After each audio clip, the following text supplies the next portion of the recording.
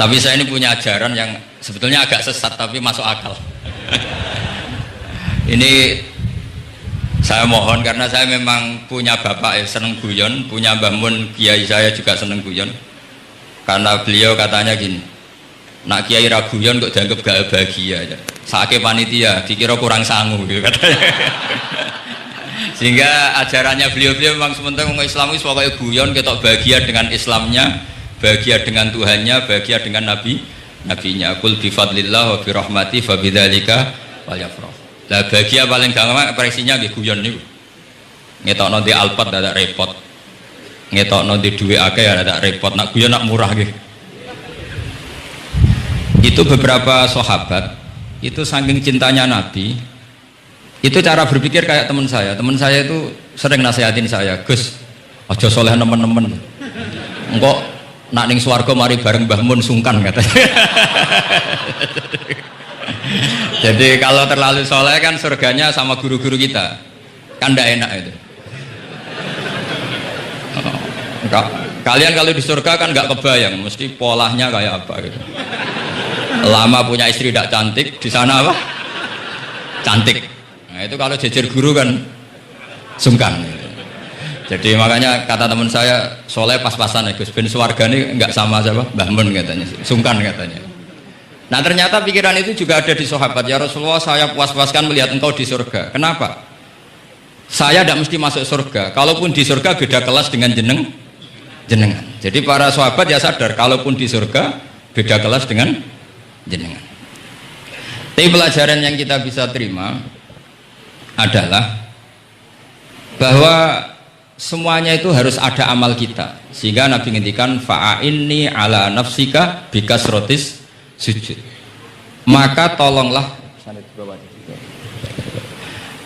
tolonglah saya untuk mengabulkan permintaan kamu dengan memperbanyak apa? Sujud. Saya akhir-akhir ini sering kampanye tentang sujud. Caranya gimana? Ini sekaligus untuk anak-anak PSQ utamanya karena yang mengkaji Quran.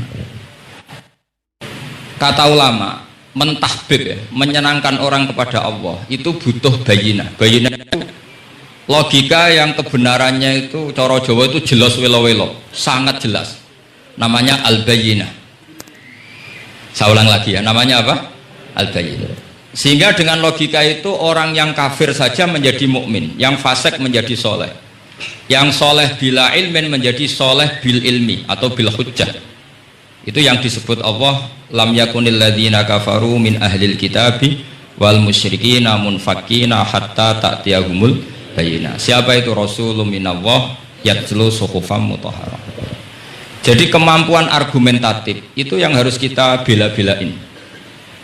Saya di sini sangat terhormat karena saya bisa matur di depan Pak Kures. Saya dulu sering baca buku-buku beliau. Jadi saya nggak mungkin jadi pesaing beliau karena saya ini saya ngidolakan beliau, jadi nggak mungkin jadi pesaing beliau. Tapi kalau mutammim ikut menyempurnakan keinginan besar-besar beliau mewujudkan Islamiyah wasatiyah, insya Allah diminta atau tidak diminta harus kita bantu. Harus apa? Nah bayinahnya apa? Bayinahnya begini. Bayinah itu satu argumentasi yang jelas begini, ada seorang ekstremis gitu, singkat cerita mau ngebom tempat-tempat maksiat, yang maksiat ini orang-orang Islam juga, tapi saya tidak nuduh sampean, pokoknya orang-orang Islam juga kan. Terus ditanya sama orang Islam moderat, andaikan mereka nanti mati dalam keadaan demikian, aina masiruhum, lalu mereka kemana? Ya ilanar, karena mati dalam keadaan maksiat.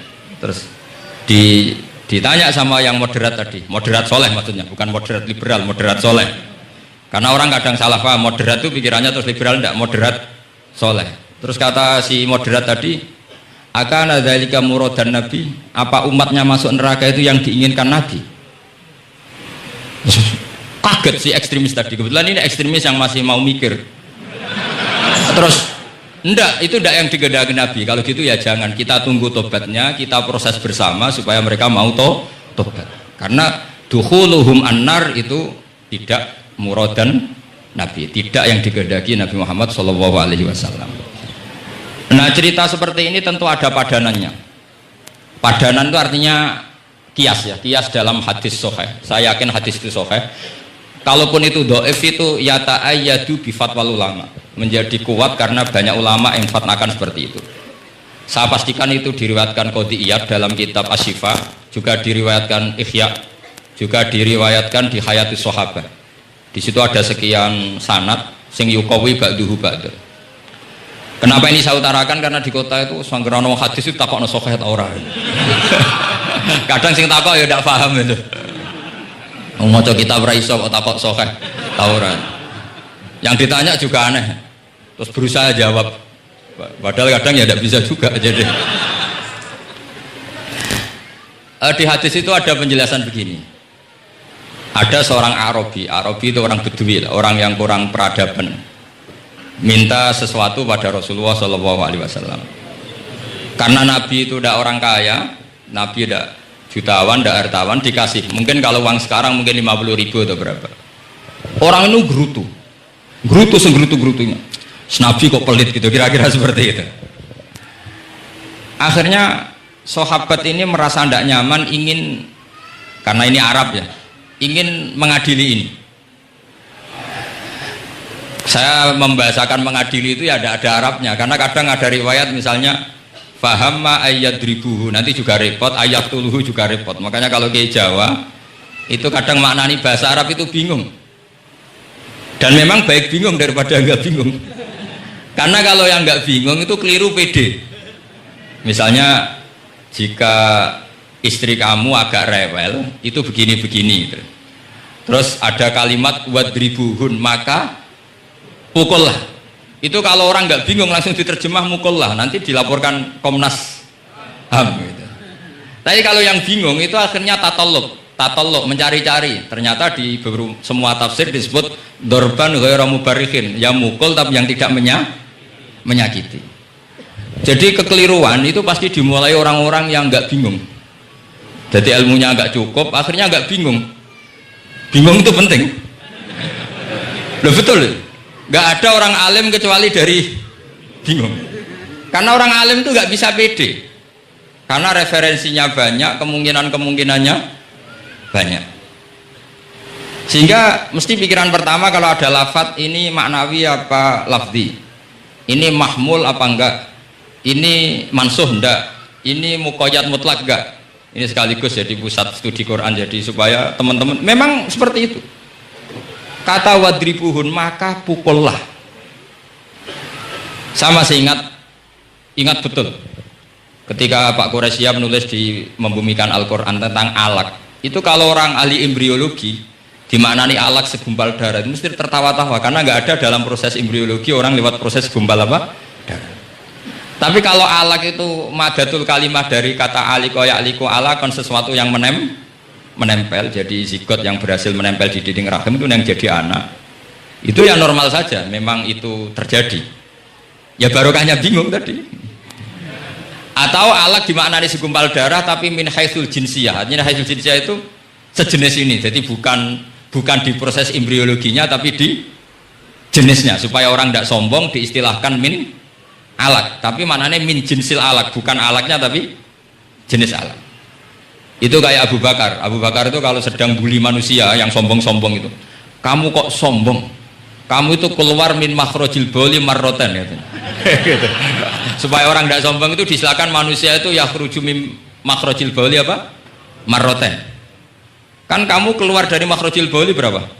2 kali kan? Minar rojul lewat penis, terus nanti lahir juga lewat min makhrajil bauli. Jadi untuk mengadili manusia supaya tidak sombong diistilahkan keluar min makhrajil baul marrotan. Nah mungkin alak kalau maknanya segumpal darah itu maknanya jenisnya seperti ini. Kenapa kamu sombong? Jangan digugat tentang itu proses embriologi kalau itu tidak ngalami itu. Jadi akhirnya barokahnya bingung itu alak dari proses embriologi maknanya apa? Aliko ya aliku alakon, sesuatu yang apa?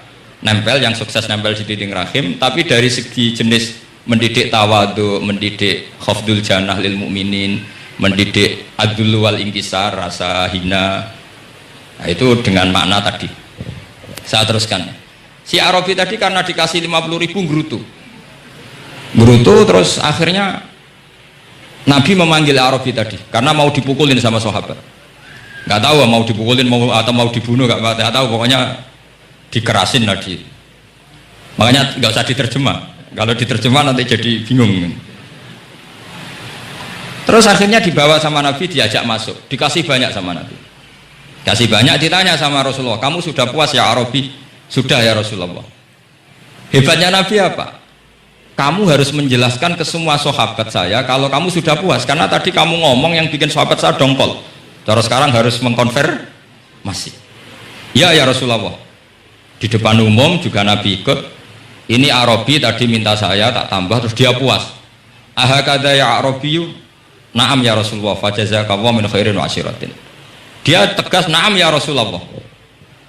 Nah, pelajaran dari hadis ini adalah kalimat ini. Ini harus diingat-ingat. Setelah Arabi tadi puas, sahabat juga tahu apa pernyataan puasnya Arabi tadi. Nabi ngetikan begini. Masalu hadza, perumpamaan orang ini dan saya itu seperti orang yang punya unta atau sapi atau kambing yang syarodat, yang liar. Fattaba'ahan nasu. Kemudian orang-orang ikut membantu nangkap. Falam yaziduha illa nufuran. Bantuan manusia-manusia ini malah tambah lari karena ini semua orang ini asing. Bagi unta ini kan asing, yang nggak asing kan hanya pemiliknya. Nah, terus kata si pemilik unta tadi, khallu baini wa baina naqati. Sudah, saya tidak usah dibantu. Fa ana arfaku, biasa lebih sayang kepada unta saya. Orang nggak ikut bantu semua, terus kemudian unta itu dipanggil, fa'akhoda min kumamil ardi, kira-kira diambilkan rumput, terus unta itu mau nurut. Intinya apa? Kalau orang nggak bakat kiai, nggak bakat dai ilallah, kok ngajak-ngajak Islam itu falam yaziduha ila nufuron, kira-kira gitu. Karena lebih banyak emosinya ketimbang teh. Dan itu cukup loh dalam Islam itu. Mencintainya Nabi itu karena dikasih uang lagi. Akhirnya dia senang Nabi meskipun karena dikasih uang. Tapi jangan diteruskan, setelah senang Nabi dibunuh masuk surga, ya tidak usah gitu. Nanti jadi repot tadi. Tapi intinya apa? Islam itu semudah itu. Yang menerima kebenaran karena servis saja diterima sama Allah Subhanahu wa ta'ala. Nah, ini di sini pentingnya kiai-kiai yang wasatiyah, yang ceria, yang gampang. Karena kita tidak ingin tanfir. Saya kemarin bikin makalah untuk 100 harinya guru saya Kiai Haji Maimun Zubair, tak beri judul Al-Intisar Limadhabi Syekhina.